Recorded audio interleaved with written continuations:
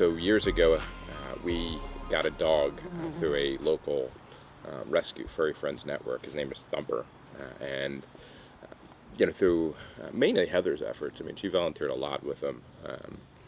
We decided to foster animals, right? So Benjamin was, what was he? Like, what number foster? Oh, like our third or fourth foster dog. Yeah, so he, believe it or not, he's a small dog, but he came in with some behavioral problems. So he was aggressive, and the one person that was fostering him didn't feel comfortable because he would kind of snap at people. So I remember Heather calling me and saying, "Hey, Vince, do you mind if we bring in another dog to foster?" And I was like, "Well, what kind of dog is it?" And she said, "It's a beagle." And I was like, "Oh, how much trouble can he be?" And so he came in, and I mean, I'll let Heather go from there. So we fostered him. He was adopted. We explained his behavioral issues. The family returned him after a week and a half because they couldn't deal with him. And Vince decided that he had acted up there because he wanted to live here. And therefore, we adopted him. So he's been with us since 2010. I guess we adopted him, so 9 years ago. He was just this mischievous dog where we'd be in the shower and our door, we just didn't latch it. He'd come in and just like bust in the door and steal one of our slippers and take it all the way downstairs. And, we'd be like, "Benjamin!" And then you could see him just kind of, I'd be downstairs and Heather be in the shower or vice versa. He'd kind of shake a little bit when he did that. So that's just kind of the Very first proud thing. of himself. Yeah.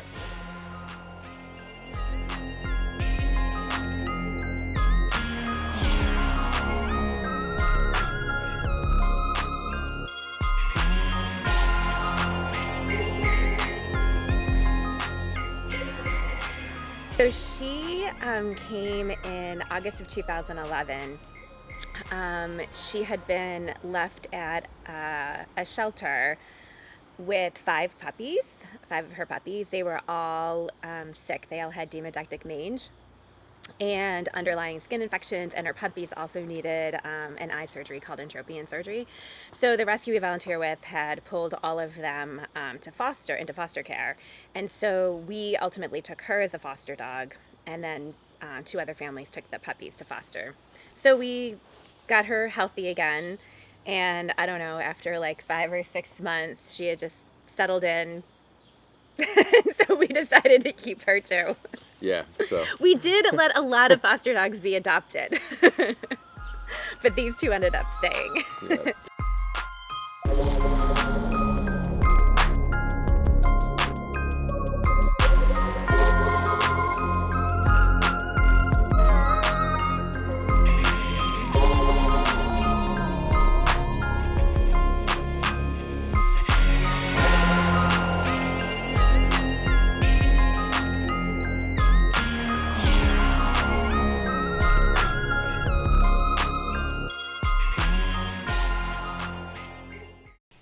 Doesn't really matter what kind of day you had. You could be in the worst mood, or you could have been the biggest jerk ever at work. But they come in and are just super excited to see you, right? And they always want to be around you. I can't tell you, there doesn't go a day where one of them doesn't make us laugh at something that they do. It's just silly. So yeah, it's just joy. And then sometimes there's worry because they're sick and they can't really talk with you and tell you about what's going on. But it just adds another component to your life that's really important, I think. So Elsa, I think she's just really, really, it sounds, almost sounds bad, but like she's so attached to us. And she's so attached to people, and she's so needy all the time. And that's actually what I really like about her, is that she's always looking for attention and looking to be held and looking to be pet. It's really somewhat entertaining and amusing. And this one, Benjamin, he actually also really loves to be held and to be pet. But he's so entertaining all the time. I mean, we do laugh at him all the time because he's doing something that is probably being a jerk, and yet somehow it's funny. Like He'll be, if he's on a dog bed and one of the other dogs goes to lay on it, he yells at them and he will not let them near his dog bed. But if they're on a dog bed, then oh, he thinks it's perfectly fine for him to walk right over there and snuggle in, and they all will let him.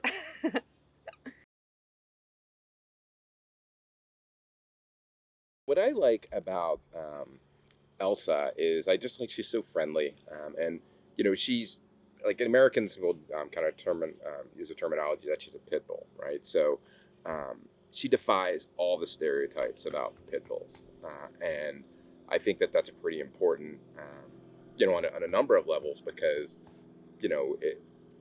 when when you're talking about dogs like Elsa, a lot of them are in kill shelters, and I think she does a lot. She's almost like an ambassador, and I always tell you the joke that she gives pit bulls a bad name. So that's what I like about Elsa. Benjamin, I just think his personality is hysterical. Heather hit it right on the nose. When people come over, we always say, "Oh, don't touch him." If he comes up to you, don't look him in the eye, because we think it's funny. But he does have that kind of that jerk in him. But he's got a great personality, and when you spend a lot of time with him, I think that he's you just don't have any choice but to really enjoy his company. When we had dogs, there's just a lot of firsts that happen when you have dogs. And the first dog that we had together was Hattie. She was a chocolate lab, and we just adored her. And she was super well behaved. She was like perfect around people. She didn't have to be on a leash. And as she's getting older, we're encountering like these health problems that we just never anticipated.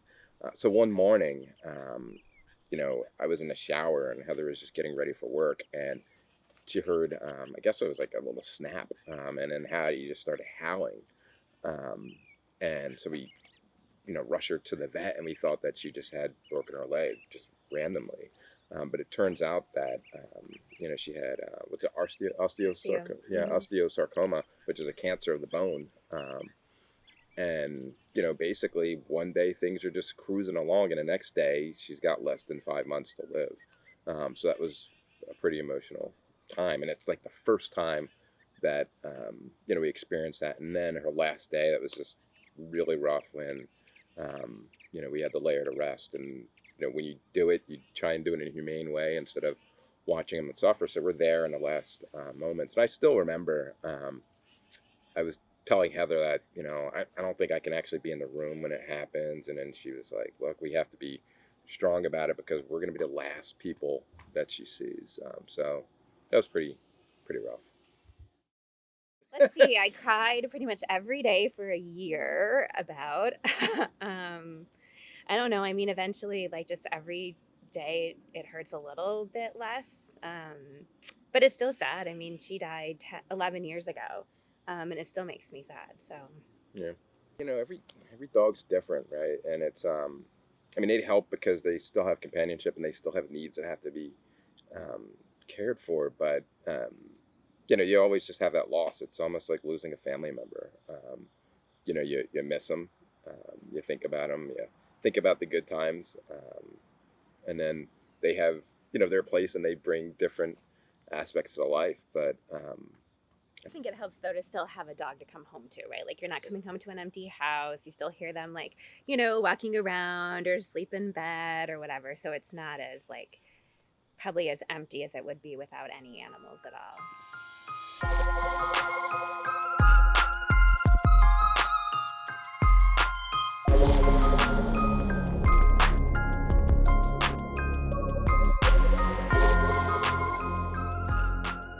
It's really important to for us all to think about our responsibilities when it comes to the dog and cat population and the importance of spaying and neutering animals.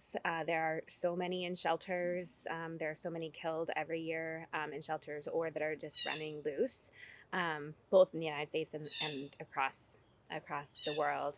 Um, and also just how people treat animals. I mean, they do have they're sentient beings. They have nerves. They feel they can feel pain.